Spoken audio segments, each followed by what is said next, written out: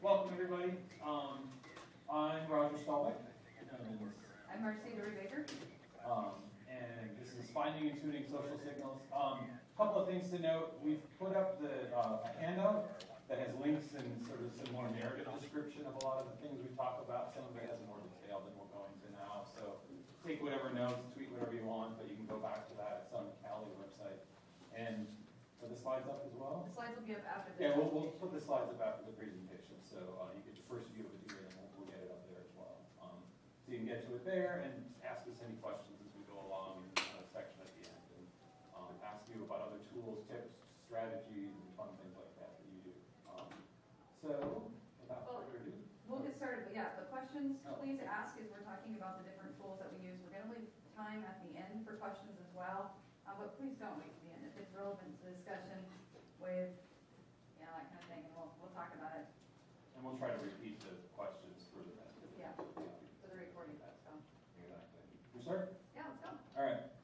So what we're talking about today is looking at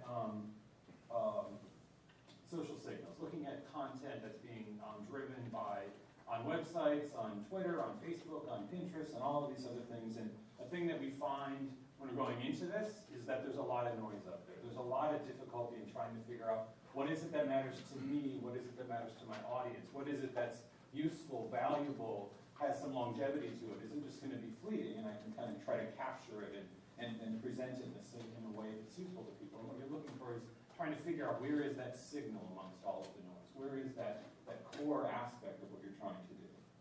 You're trying to focus on. So whether you're on Facebook or Blogger, Twitter, Pinterest, all of these other things, there's all of these great opportunities out there that you can get into, great platforms that you can be posting things to, but you're going to need to figure out, so where is that signal that you can try to give to your users, you can try to use for your own personal content and push out to the channels where people are looking for them. So thinking of channels here as to what law schools are doing.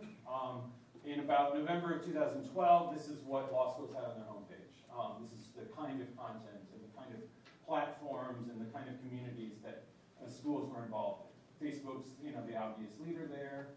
Surprisingly, it's not 100% of schools on Facebook, but that's all right. This is just linking from your homepage. Maybe they didn't decide to do that. And then there's a bit of a long tail there. And then, interestingly, 2 schools, including University of Chicago, here are on Goodreads. So, and Pinterest and Delicious and things like that. So there's a lot of networks out there. There's a lot of things that schools are doing for these things.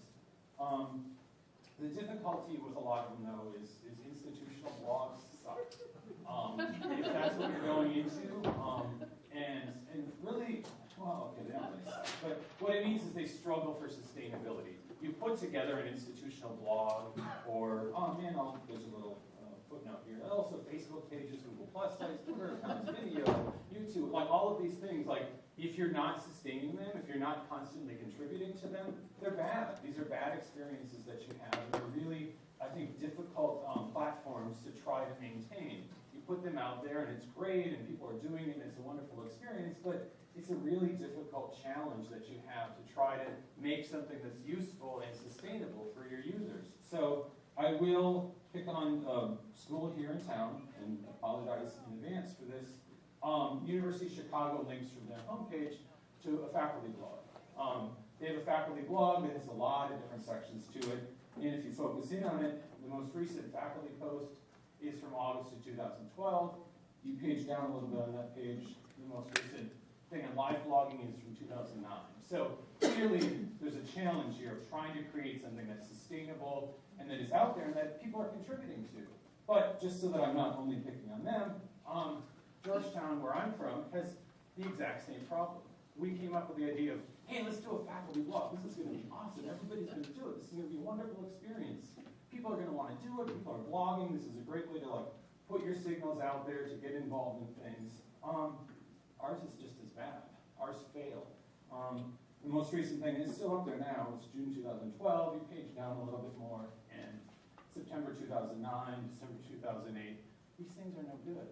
Interestingly, Chicago Kent here, I just saw on their webpage, it's not in the slides here, just relaunched their faculty blog. So I really do hope that these things work, and I think that if you pay attention to the sustainability model and you have a really good focus on how you get content into it, they can succeed. But a lot of them kind of why is that? Or what is it? I mean, that means, well, faculty aren't blogging. Well, no, that's not true. And at Georgetown, especially where I am as an example, that isn't true. Our faculty are blogging at Bullock Conspiracy, they're blogging at Balkanization, they're blogging at the SCOTUS blog, all of these other sites. This is the thing that happens. Faculty, professors specifically, they're blogging elsewhere with others, often. So there's a lot of activity that's out there, there's a lot of signals, there's a lot of content that's being produced that people can use, find meaningful, and that you can make available to your audience. The difficulty is that it's out there together with other things. So if your purpose is this institutional focus on it, there's a difficult challenge there. So we came up with a solution. We like it. We think it's going to work, and we'll see if it's got legs. But what we did at Georgetown was we decided to capture existing content, not to try to get to people say, hey, here's our platform, come to it, please put things into our thing. We decided, no, let's not do that. Let's take what's already there, let's filter it, let's publish it, and package it together. So this is what we've got together here. This is the tool that we use for it. Yahoo Pipes, if you've seen it before. The nice thing about it is it's highly sophisticated as to what you can do, and it's super complex as to how you put things together. This is a page showing how we're taking faculty blog posts from a bunch of different sources and only taking those who have this Georgetown affiliation and putting them together in a certain page. The nice thing about Pipes, too, is this allows you to take, if you have an Atom feed where you have certain elements in one section and RSS, certain elements in another section, that kind of stuff. You can package it all together. I'll show this a little bit later, and you can go to it now if you want to. We got 14 authors, and there's a little bit more than a dozen blogs, and it's self-sustaining at that point. So it's bringing everything into a place where it's still a faculty blog experience. We just decided to kill off, or rather let linger, the one that didn't work. So that's just a highlight of how it looks when we package it together on the home page of a section. You've got multiple people in there, and it's automatically pulling in meaningful conversations and communication from other places. So the whole idea behind this presentation is Roger's doing a bunch of cool stuff at his library, his law school, at my library and law school, University of Nebraska. College of Law, we're doing a lot of things. We're doing different things, but really it comes down to what is the value we can bring back to our organization. The cool things as librarians, we have all the toys we get to play with, and you can sign up for anything for a free trial, but how do you actually make it worthwhile? I mean, how does that add value to what you're doing? We're all very busy. We don't have time to play with everything that comes out. Every 60 seconds we've got a new tool, a new resource out there that we could try. And so how to evaluate what is out there, what is available, how can we use it to capture what we're already outputting as an organization and make it that much better and let people know what we're doing. I think that's the hardest thing about all of the information that's available on the internet. There is so much out there that you have to filter through. You have to kind of figure out what you're interested in. Sometimes keyword searching helps. Most of the time Google thinks it knows what you want to search for. And people go away unhappy because they're looking for something, but there's so many results they can't find it. And so the really cool thing about using some of these resources is you can basically tailor your content to what your users are interested in, and you can also show off what your faculty is doing. So it makes the value for your institution that much higher. Now, really and truly, as cute as kittens are, they suck because they're expensive and they don't become cute and they grow up and then you got to take care of them and they last like 16 to 18 years. So yes, social software is very much that same thing. It's cool, it's awesome, we get to play with it, it's shiny and it's a gadget and we can use it on multiple devices, but there's upgrades. And oh, by the way, we forgot to post that, and oh my goodness, glaring error right there. Why didn't I spell check? And you're doing things on the fly because you want to get out there and post right away. Think of all the CaliCom 13 hashtags that have misspellings, and we're like, yeah, we're librarians, we can't spell because we want to get out there right away. So it's really cool that we're doing this stuff, but we need to step back and say, okay, what is really going to add value to my institution, my organization, and how can I make it shine? So really, what is the end goal? What are we trying to accomplish here? If we are just trying to collect badges out of everything that we're doing and trying, we can do that easy. I mean, you just copy and paste and you embed the graphic on your webpage and you're good to go. But really, what are we trying to accomplish here? And I think that's probably the hardest question to answer because there's so many new things out there. Until you start playing with them, you don't know if they're worth the time and the effort. So you have to weigh that. Okay, do I have time to play with this and try it out? Or should I see what else other people are doing? Ask them about it. We have many communication options there. Why are you using a particular platform? If all the cool kids are doing it, that's great, but like Mom said, if you jump off the cliff, if your friends did it too. I think that's the other thing. There's certain schools and libraries that have more staff, they have more people, more bodies in the room, so that they can go ahead and handle doing some of this. If you're a small shop, you can't do it all. And so you're going to have to say, well, if I'm 1 or 2 people and I only have this amount of time, what can I do really well? It's better to own a few things and do it with excellence than to try everything underneath the sun and stumble all the time, because that really doesn't show the professionalism that we have and that we are being librarians or being technologists. And really and truly your setup, which is a time factor, and your maintenance, which always takes longer than you expect. It's like any construction remodel job, double the time, double the cost, double your bill.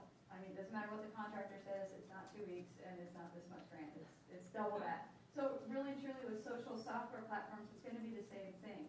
Do I have the time to figure it out? Do I have the time to maintain it? And am I really going to get any worth and value out of my initial investment? Because once again, free is like a free kit. We know that there's a disclaimer catchphrase with that. Now, one of the cool things that we're doing at Schmid Law Library, Nebraska, is we use Twitter, and it's something that I inherited. And at first I was like, really, Twitter? Not so sure about this. But I'll be honest with you, I love Twitter. I start with Twitter first before I check any of my new sites, because I can get more current content off of Twitter than I can off of CNN or my local news, anything else. Even before I read my email, I'm checking Twitter, because it is that up to date. It's reliable for me. I start my day there, and then I move on, and then I go back and forth. It helps me as a librarian keep abreast on what the current trends are, what's being talked about today, where things are going. Helps me with what's going on in law schools. And so this is a nice way to keep up, but honestly, I don't have time to go back every day. I mean, it is not like a little stream. It is like a waterfall, with 12 feet of snow runoff coming at you. I mean, there's just too much content there. So one of the things that we're using is called Paperly, or paper.li.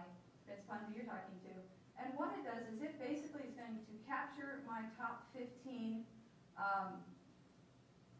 feeds that I want to show off. So basically I go through and I curate what I want my newspaper to see, or to pull in.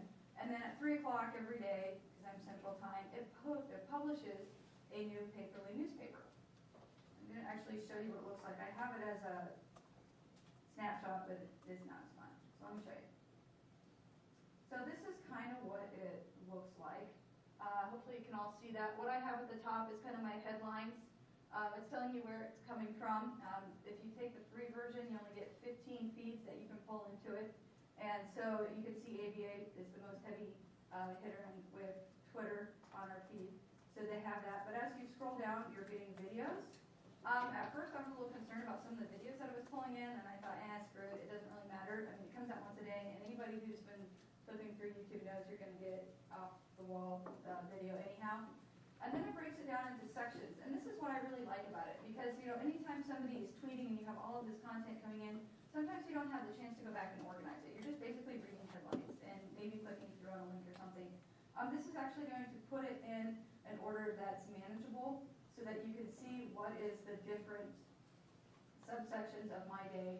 And once again, you're getting stuff from all over your environment, and then everything that people are following. So it kind of is a nice snapshot there. I suggest playing with it. It's been fun.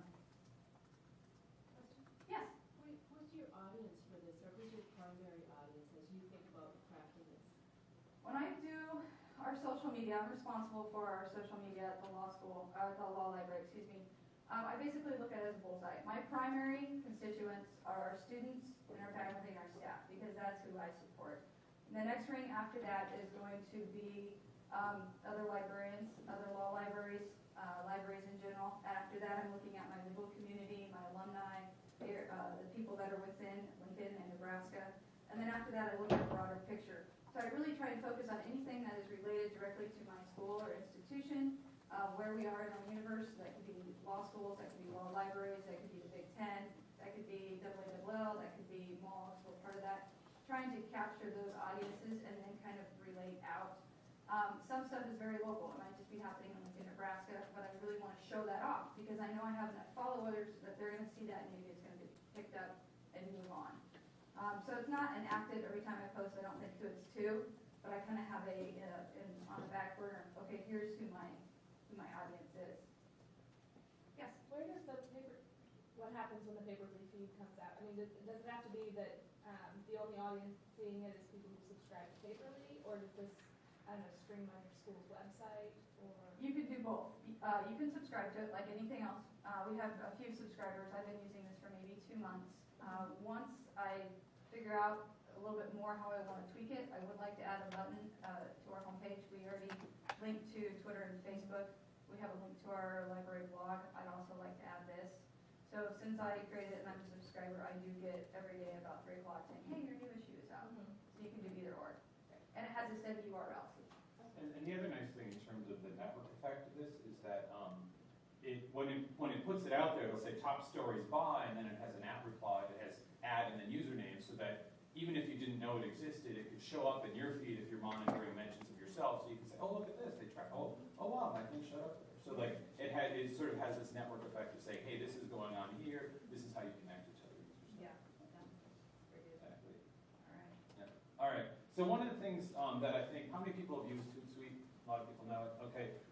So I use it a lot. And a couple of things that came out recently that I hadn't realized because I hadn't really sort of dug under the hood on the configuration of it is, so Hootsuite, for those who haven't used it, is a social media dashboard. It's a management tool you can put. For the free version, you can manage up to 5 accounts.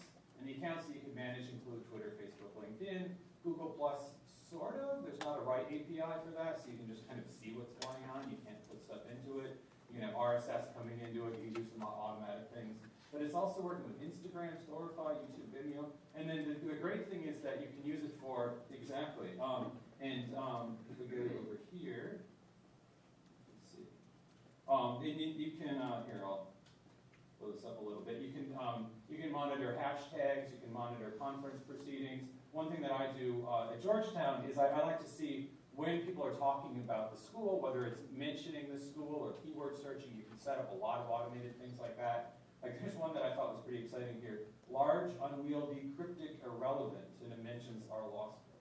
Crap. I got to figure out what this is. Then you get in there and you're like, oh yeah, that really is large, unwieldy. Right? All right, so that's good. And then I could respond to them saying, oh, look at this. So in terms of sort of thinking about how to manage things, it's all there. And then you can add, you can add a lot of these extra apps. You can put in extra things. Another great thing is you can schedule posts. So if you say you only have X amount of time a day that you want to dedicate to a certain thing, you can say, okay, well, I know I want to have something going on Monday at 10, Tuesday at 11, Thursday. You can schedule everything like that and kind of set it all up in advance. That's, I think, a pretty exciting aspect of that. You can, again, manage multiple things there. So that's Hootsuite. And scheduled posts, multi-platform publish, so you can put it out on LinkedIn and things like that. So if you're like, Facebook, we're not doing that. We're more professional. We want to do something else. You can do that. And also you get pretty interesting metrics and reports out of it. So pretty nice thing. And check it out if you haven't seen some of the other features of it as well. Okay, so Hootsuite's nice. And all of these features we're talking about are nice. And honestly, I'm a picture person. I need to see a picture. This is why I like Legos and IKEA, because it's a picture. It's not a damn manual. I hate manuals. I don't read them. And so one of the things that I would like to recommend that you look at is visually. It is a resource out there where you can basically dump your data into it, and you can create really cool graphics, infographics. I pulled 2 here. The first one that you're seeing is from the ALA, and it's about American adults who use ebooks, and these are some stats. The other one here is this Law School 2.0. This is put out by a group who's talking about how expensive law school is and the numbers that you need to look at. It's a really neat resource because you can basically present a whole lot of boring data to your users up front, but in a pretty way, so that they can actually see what these numbers mean and how they work. Now, one of the ways I have used it is I gave a presentation a month or so ago, and it was digital assets in estate planning. I mean, really, not the most boring topic out there, but it was a lot of estate planners and The second most boring topic. Second most boring topic out there. And so one of the things I really wanted to explain to people is we all have a digital footprint, and the lawyers are looking at me, and it's the last session on a Friday afternoon. But I found this visually infographic called the Digital You, and it basically spells out everything you need to know about our presence. Like, did you know something like 80% of all 2-year-olds have an online presence? I mean, how many people have seen the in utero scans on Facebook? Hey, we're pregnant, we're having a baby. I mean, people are having online presence sooner than we realize. And I wanted these estate planners to realize it's not just about people on Facebook. It's about an entire generation that's going to grow up online. This infographic did that for me because they could see it and they could go, holy mackerel, maybe I should retire or figure this out. So it's a really good way to basically flip your presentations. You're giving your content to the users beforehand in manageable chunks that they can look at, they can visualize, they can see how that data is relevant, and then you're ready to go. And they're not looking at spreadsheets and they're not looking at numbers. So I would highly recommend it if you want pretty and if you like data and you're tired of Excel spreadsheets. All right. Let me go into two examples here. So we're thinking about like putting this together and how you package it. The autopilot thing earlier there, why I like to think of that as kind of the crock pot of media experiences, which is you sort of fix it and forget it. Not really forget it, but you set it up and you do all of these complicated things and then it's out there in the world. I'm going to show off the faculty page that we just launched 2 days ago at Georgetown. Mention a couple of things about that, and we're going to take a look at the UPenn page. So this is the faculty landing page at Georgetown. Our research dean had come to us and said, we want to feature more of what our faculty are doing. We want our faculty are really active.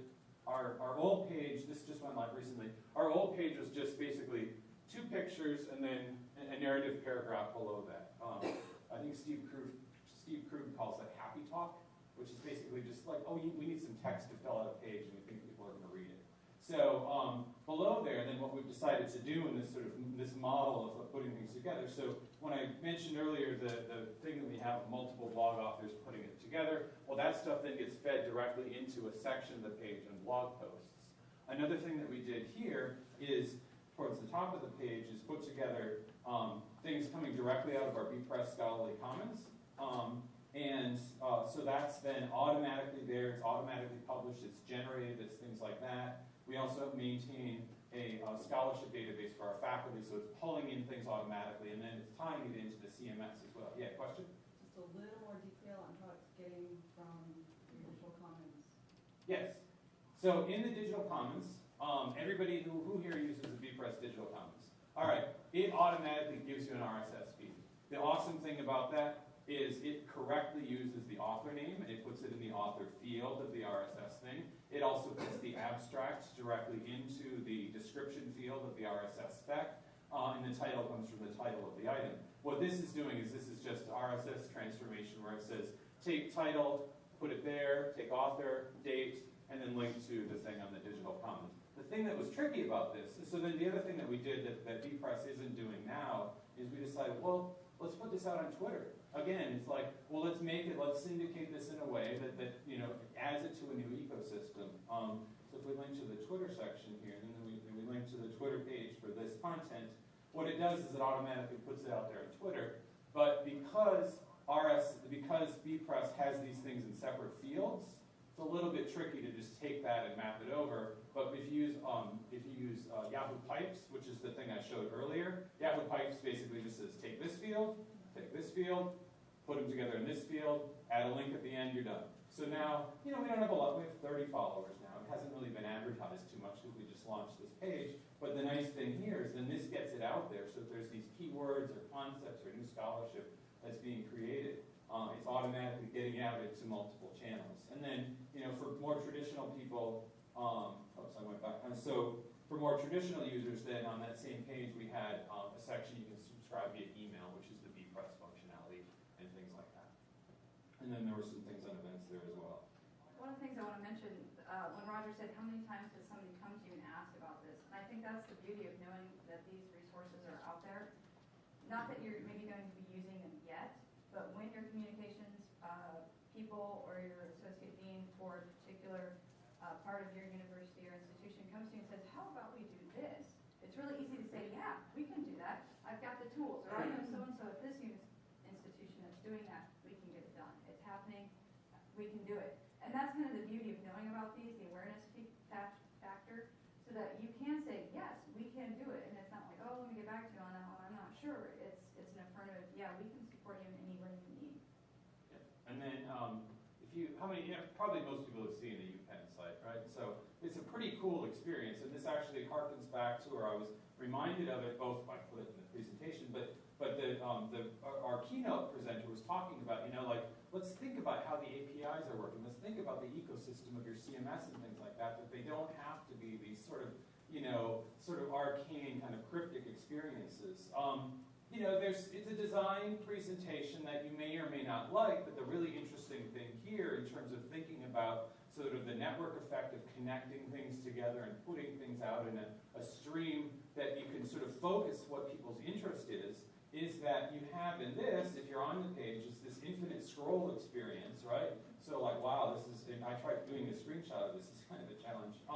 But then the great thing is if you're getting under the hood, so they've separated out into in the world, which is the blue, and then on campus, but then each of those is tagged with a hashtag below it. So if you want to see like, well, what's been going on in the world of regulation at Penn Law? Not a lot of things. Oh, okay, oh, look at this. Go back, you can sort of start gathering this information. So it's back there, and the metadata allows you to leverage it, to package it in a way that's, I think, really useful and really kind of valuable to your users. The fun thing I like about their website is look at all that white space. I think we freak out with white space. But this is so visually appealing. Like, basically, you're getting a snapshot. You've got a photo, you've got links, you've got some brief headlines, and you've got a date. I mean, what more do you want? And we have white space, but because you're pulling it backwards on the timeline, it doesn't matter, and it actually works. And I think that's the other thing we need to think about is, okay, we're not going to have it always look the same. How can we repackage what we're having in a cool way? And then the other thing, with the presenter earlier, Josh Clark had talked about responsive design. This is 1 in 14 schools using responsive design, at least as of like November of last year, law schools doing it. So it's a pretty nice presentation.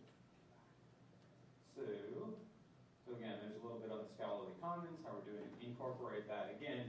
If you've got a web page and you can write this stuff in PHP or Cold Fusion or get other embeddable thing, take the RSS, it's there automatically. People are going there to look up a faculty member's name and say, oh, look at this, they did something interesting. I'm kind of interested in global health or, the Islamic difference, those kind of things. And again, there's the Penn Law thing. All right, well, not a lot of libraries are using Tumblr, and as I was getting ready for this, I was having a hard time really finding good examples. But then, like, the world blew up, and now I have a really good example to show you. So, first of all, how many are familiar with Tumblr? I'm assuming most people are. It's really cool, and it's a neat way to basically package all of the different content formats out there in one place. You don't have to just only do pictures or text. I mean, you can put it all out there. It's really great. It's a lot of fun. It's updated quite a bit, and people who do it really well, it's an art form. So there are some libraries that are using it. If you want to take a look, you can look for law libraries or law library. A lot of students have been very creative, and they're using Tumblr to talk about their law school experience, which is always fun. There's some that have a very dark humor to them. There's some animation going on. It's really cool. Now, libraries and law schools might not be using it exactly the same way, but you can kind of get a nice pulse of what's happening with your students and how they're seeing it. That being said, I want to show you here in Nebraska, we've got a professor who is an expert on whistleblowing, and with the whole recent events with NSA, he has been, his Twitter world has really increased lately. He's been doing a lot of interviews, but he basically used Tumblr to set up and capture all of the information that's going on, and he's titled it Law of Secrecy. And so this is something that he just said, hey, there's too much out there. I'm just going to go ahead and do it this way, put everything there. You can link back to all of his information, who he is, Twitter. You can ask him questions, and he's basically curating what he has been doing in the news, what's going on out there, and owning the information. So instead of people saying, oh, you said this or you said that, he's saying, no, listen, here's what's going on, here's my position on this particular topic, and I'm putting it all here. I thought that was a really interesting way for an expert in the field to actually be using something like Tumblr. I mean, it's not like the Dr. Who ones where we've got the TARDIS in every version people want to make it. I mean, we actually have professionals using it for a new reason, and found that interesting. We'll see how it goes. Our law school also has one for our admitted students. Student affairs is using it as well.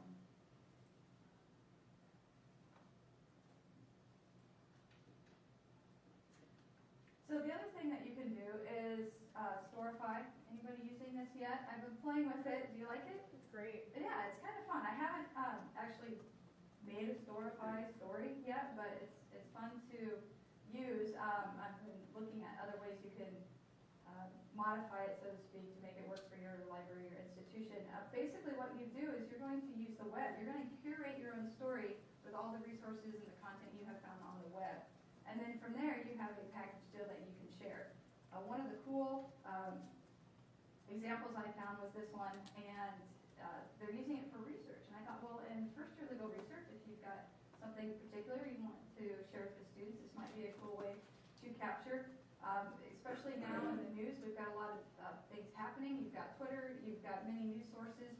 Basically, you can decide what you want to involve in this, capture it with Storify, and create a packaged piece of content for other people, for your students, for your faculty and staff, for any interested users. And then you can also share it, where people can subscribe to it. Like I said, I haven't had a chance to really use it, play with it. How are you guys using it, if I can ask? Yeah, we actually just put together Storify for our commencement. We had a commencement hashtag, and so pulling in everyone tweeting and Instagramming and everything about it. And we actually just had a meeting yesterday to come up with more ideas on how to use it to maybe some orientation kind of resources like welcome to Chicago, here's some things you can do, that kind of stuff. So we're excited. Thank you. And in putting it together, did you allow anybody to, you had one sort of editor who kind of like managed it all? And Yeah. like that? Okay. I just kind of gathered everything. Good. Yeah. Cool. Yeah, we use Tumblr that way. So Excellent. yeah, so there's some really cool resources out there. You can basically go through and capture the content you're interested in, put it in a package form. All right. If this, then that. People know this one. With Storify, I mean, one cool thing about Hootsuite is that you can put things into it. So you can like pull in things from a bunch of different areas, and you can select to like put things into like draft mode in a Storify collection. So the great thing about a lot of these tools is that there's a number of sort of areas that things can overlap in terms of this ecosystem allows you to populate this ecosystem, allows you to do this, and there's some real interconnection there. So if this, then that. If you haven't seen it, there's a description of it in the handout.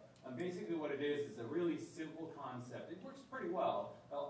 What it is you're basically creating recipes, they call them, which says if trigger, so like if something happens, then that, so take an action on it. So that's sort of, an easy concept to describe, but hard, maybe a difficult one to understand. A simple one that I do, I coach my son's soccer team, and I want to know, is it going to rain tomorrow? Because then it might be canceled, I'll have to communicate with the parents. I'm pretty busy and things like that, so I have if this, then that, send me a text message with the weather report for tomorrow, but not for anything with weather for tomorrow, just specifically if it's going to rain tomorrow. So this is a little bit like if we all saw the umbrella app. It's like, I just want to know one particular signal. I want to know, is it going to rain tomorrow? And I want a text message with that, and then some details that I can click through and I can see the weather report and whatnot. So if you go to ifttt.com, you can start exploring it, and then the cool thing is there's like a ton of different platforms and networks and tools and things like that. A lot of these tend to be a little bit more focused on sort of personal collection and personal automation to the process. So you could do, for instance, if you use Evernote, you can have things put directly into Evernote. You can sort of use it so that pictures on Flickr are going to be saved to another platform, or this action is going to create this action, that kind of thing. With the Storify connection, for instance, it can put it there in draft mode. So you're sort of saying, I'm going to start pulling a lot of things in there, and I'm going to decide what I'm going to do with it. So if you use any of these series of platforms or tools, those are all available for if this, then that kind of configurations. And then they also have things here. So Vimeo, SoundCloud, Twitter, Yammer, Storify, Tumblr, and a bunch of other things. One kind of neat thing, it's an interesting concept. I haven't spent the money to invest in it, but like Philips has these huge, a particular brand of programmable lights. So you can say, change the color of the lights if it's going to be raining today. Or, you can do it where it's timed, where it's like, take an action of something to create something else. So there's thinking about like, how are you taking like a signal, which could be even just like weather phenomena or some other activity to create something else that kind of gives you an experience of what is this particular collection of things. Yeah, the beauty of being able to automate a lot of your research, your information gathering, is what makes these very useful. We're all busy, so you have your setup time and learning how to use them, but for instance, this one here, I mean, because it's going to start pulling the information for you, it's kind of like your Google Alerts on steroids. Because you can customize it and then tell it where to put it, it's helping you, especially with the draft notes. I'm thinking with WordPress, this would be good. I manage our library blog. I can start basically gathering that content so it's waiting for me when I go to write that post instead of having to go back into another, say, Google Alert and pull the information from there. So it's saving you time, but you do have the setup cost, so to speak. So then we have a couple more things to show, and then we've intentionally left time. We'll go into more detail about specific tools and platforms that we've talked about, but I want to hear from all of you all. We want to hear what you're using. Last couple of things I want to mention. If you guys know Rob Richards 1000, he tweets a ton. He's often out there saying, here's a CSV collection of the hashtags from this conference. Here's a collection of these things. And he's out there, he's communicating these, collecting them, curating them, packaging them, putting them together. So I said, what do you use? What are your tips? So the two that he recommends are Search Hash and Tweet Archivist. And there's descriptions of those in the handout that we have. The one I want to show, though, is this Twitter archiving Google spreadsheet tags. It's called. If we hop over here, this is pretty cool. So this is what this is something that you set up on your. You go to the site and you make a copy of it and put it in your Google Drive. There's a couple of technical steps that you have to go through here. So what you have to do is you put a spreadsheet in Google Drive, allow it to run macros. So basically allow it to, from external sources, do stuff that, you have to look into it, but it's pretty safe as to what happens. And there's a warning that Google puts up. Allow it to run the macros. You have to get an OAuth key, basically have to get a key from Twitter that basically says you're creating an API, and then you're done. And then what you do with it is you set this up. So I set this up as we were preparing for the conference here to basically go out, automatically pull the CaliCon hashtag, pull it into the system, and then what am I going to do with it? It's now in an automatically updating archive spreadsheet, which, that's time to refresh. Yep, there we go. So the most recent one here, oh, look at that. E.B. Barney has a Storify collection over here. Oh, look at that. That's a few minutes ago. So this is now pulling, I think it's about hourly that it's putting it all in there. Google Post, famously has 140 characters, but the status object itself has a lot of other information involved in it. Sometimes if you're going out there and you're collecting things from, a collection of tweets, just the tweet itself has some value. But the tweet itself, the time it was created, whether it was geotagged, whether it's a reply, who the user was, what their profile, there's a lot of other things that you could use then to repackage, put together, and get some meaningful value to. I had done this at a conference a couple of years ago where I got this collection with this tool called Twapper Keeper, and then it gave you this really rich spreadsheet, and you had to run the things and create it for yourself and all that stuff. This one, though, if you then page over to the next tab, this shows you some metrics about who, based on this search, is doing the most. So Professor Jonathan is beating out both Elmer and Sarah here in terms of top tweeters at the conference. And Chicago Kent, thankfully, is coming in at a close third there. Callie are close as well. So that kind of shows the activity. So obviously Professor Jonathan had to climb. I think he had a little bit of a delay and things like that. So when he gets up here. And then this shows the number of tweets, etc. And the other cool thing is then, look at this, we get a dashboard directly. So we start seeing some of the visualization as to what's going on for the activity here. So he again here is, he's outpacing it, by, he's more than 75 here, approaching on 100. Top tweets with the most retweets from the last hour. The registration is open. That was pretty exciting news to see that was open. Got the word out on that one. And things like that. So you can get in, you can see some metrics, and you can start getting some value to that. The other thing that you can do with this is publish it publicly, directly from this service. It's a spreadsheet, so you can package it, throw it into some other visualization or analysis service. Or you can just, once you've published it, you would click on this Tags Explorer, and then you would be able to see, basically immediately show somebody a real-time version of that. There's different tools that you can use for this visualization thing, and the tweet, the other two that Rob Richards recommended are pretty good there as well. So, but that one is the archiving service for Google Spreadsheets, free, and it's super easy to set up. There's a couple of tricky steps to that.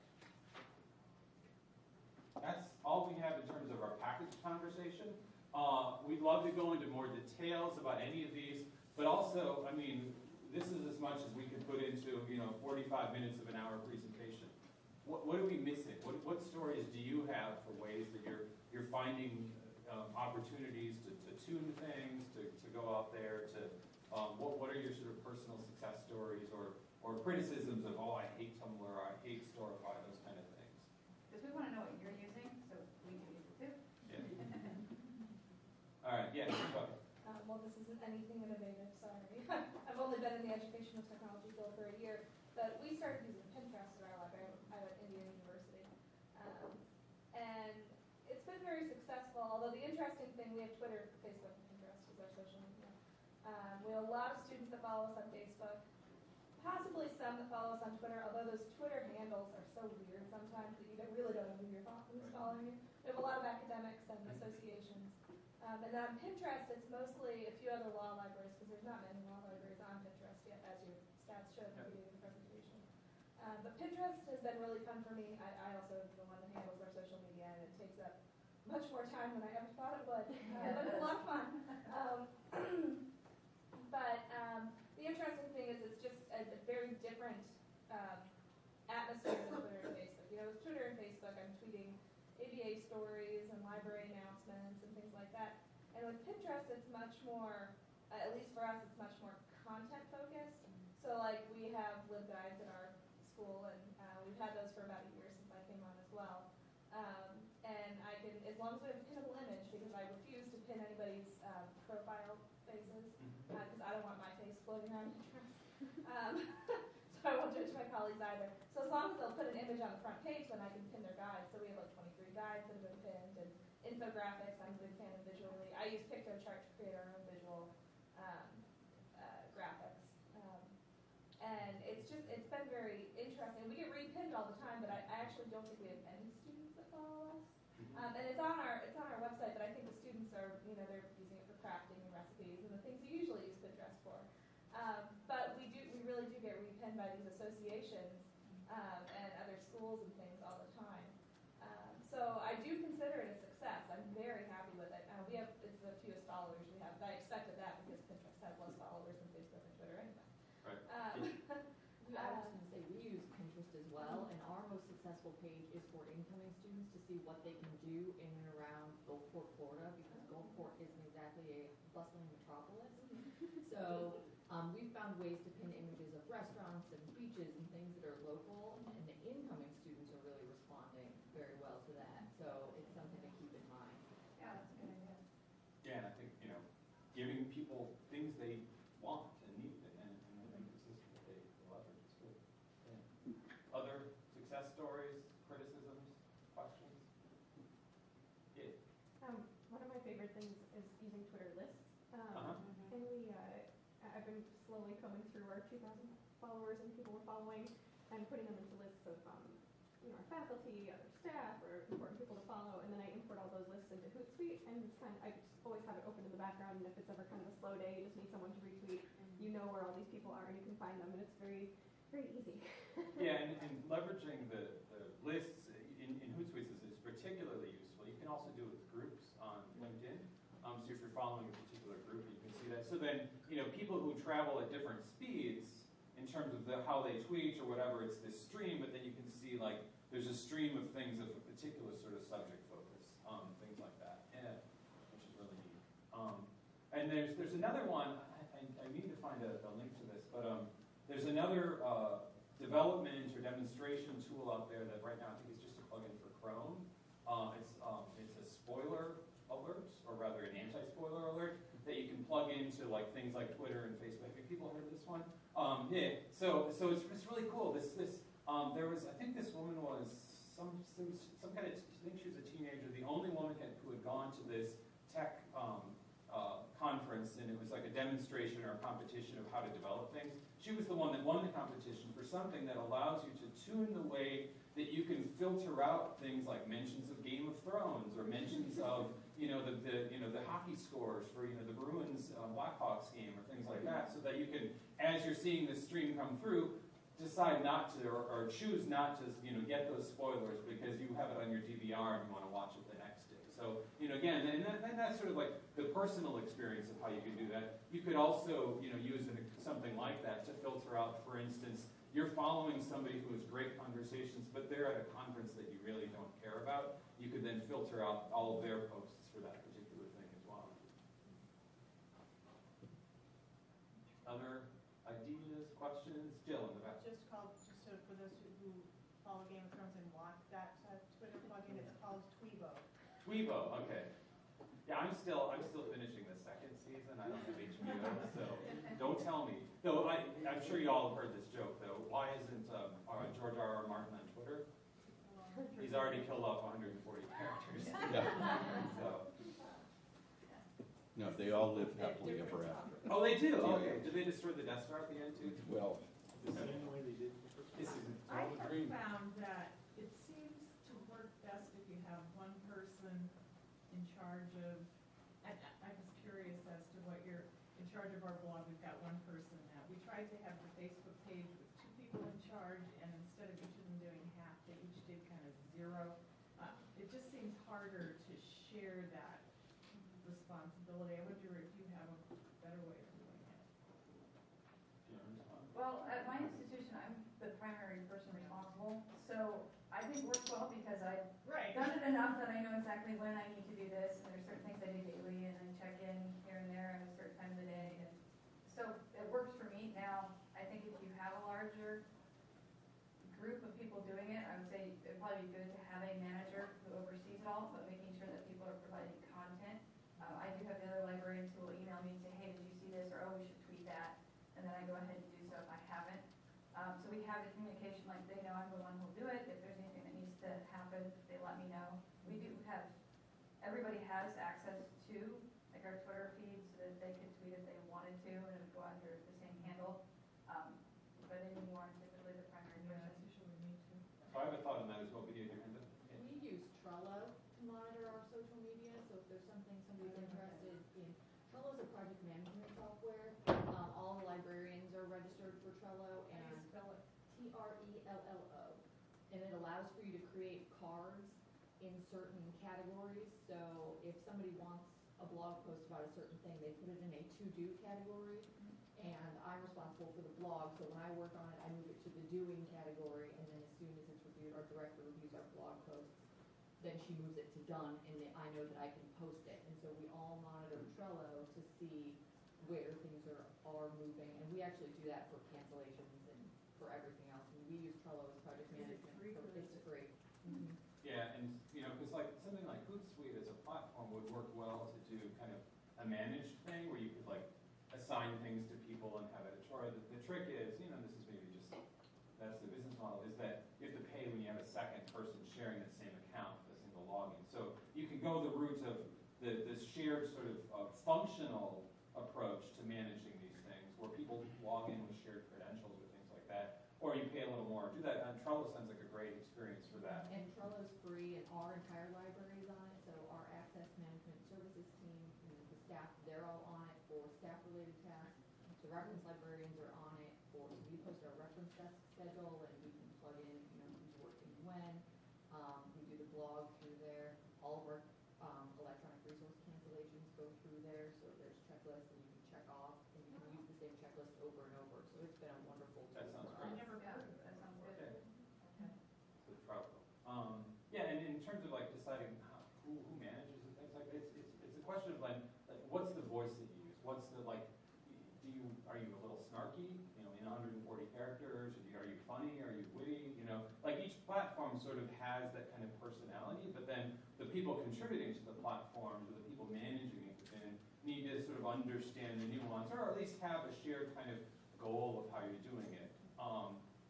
So there's a bit of a challenge there where, Georgetown, we've done it where we sort of share access, but then different people have sort of different personalities. And, your library may or may not become sort of something that has a personality, but if some people favor funny things and engagement and going out and searching and doing that stuff and others don't, there's some imperfections there. The other thing is then, do you, thinking about something like Foursquare, where people are going to check into Foursquare, things like that, do you then respond to them via Twitter? Do you not? I mean, if somebody mentions your library, they had a bad experience experience or things like that. There's this, this concept of like Comcast and things like that. You complain about and immediately somebody's out there saying, oh, let me help you out or something. What's your sort of approach to that kind of engagement? Things. Other questions, ideas, tips? Yeah. You just mentioned the voice and how you respond. Do you all have like a social media policy? We do. The library or institution? Yeah, we have it. I don't know. It's published on the internal SharePoint site or something like that. But yeah, we do have a social media policy specific to Georgetown that we've developed over time in response to this. We do not. Yeah.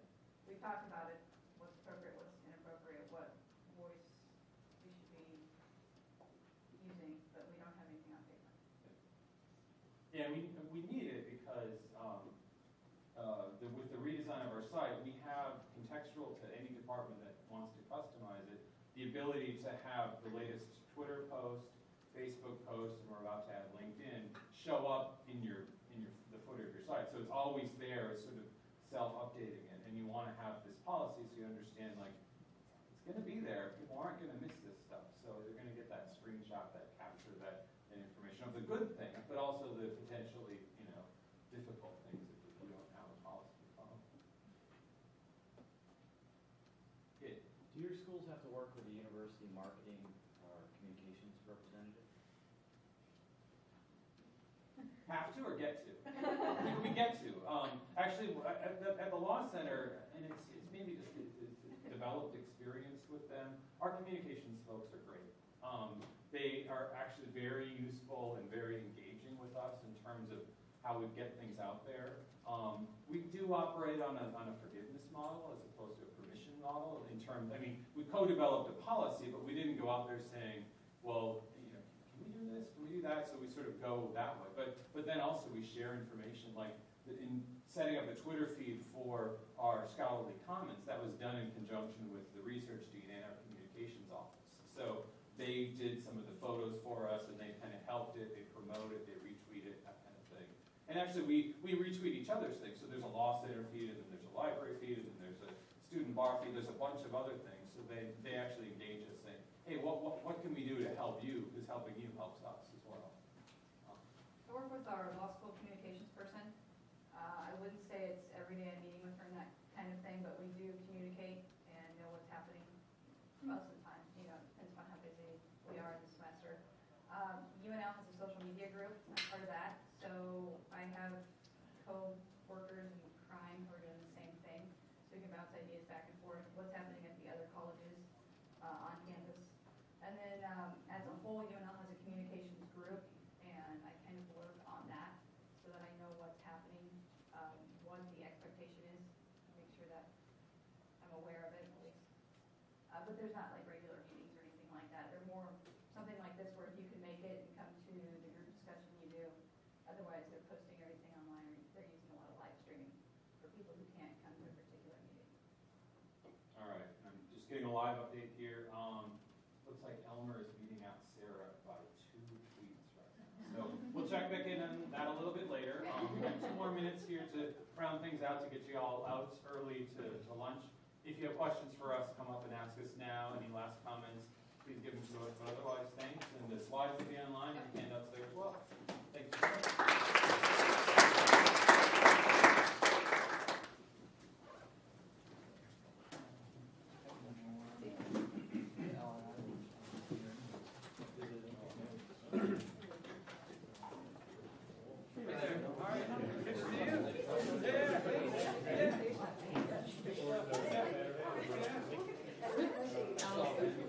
I was sending little email messages to Dan saying, you should be in this one.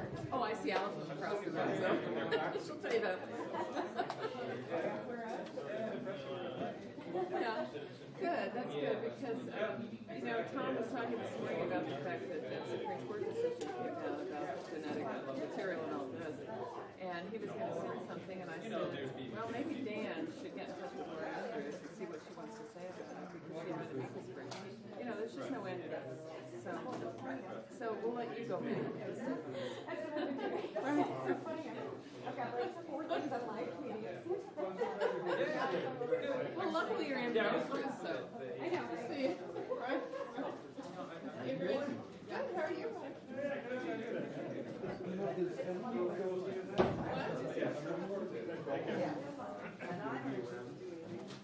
Allison Rastow, nice to meet you. Thanks for helping, just going. No. We're doing, I think on Saturday. Yeah. She just has something on her. She's available, you know, my fault, she's there, you need her number? No, I just wanted to meet her face to face. Thank you, you helped me achieve the omelet today of. You're going to stand? Oh, yeah. Excellent, all right. She's great. Please, she's One of the things you should have again for the internet. Best to sign over the pool. No good to come. Has it? Oh, that's great. I responded to the Oh, yeah. thing, and I thought, maybe I should say that I was trying to think of something. Yeah. There's too much information. Yeah. I don't disagree at all. Although you should hear my librarians. There are many cases in which there are multiple decisions. Many. Supreme Court preliminary, Well, going on and on and on. Yeah. No, but the final one, the one that's printed in the U.S. report. No, but there are various versions. I don't know. Yeah. I told them to calm down and worry about something else. I said, that's not our issue. Our issue is something else. No, it's funny, our court reporter, yeah. Great combination. Our court reporter at Decision in Nebraska released, this time getting the final version done. Yeah. This final. Yeah. And then they hit print, that goes in the reports. Well, in the meantime, Wes has sucked it off of the website before it's final. Yeah. So the version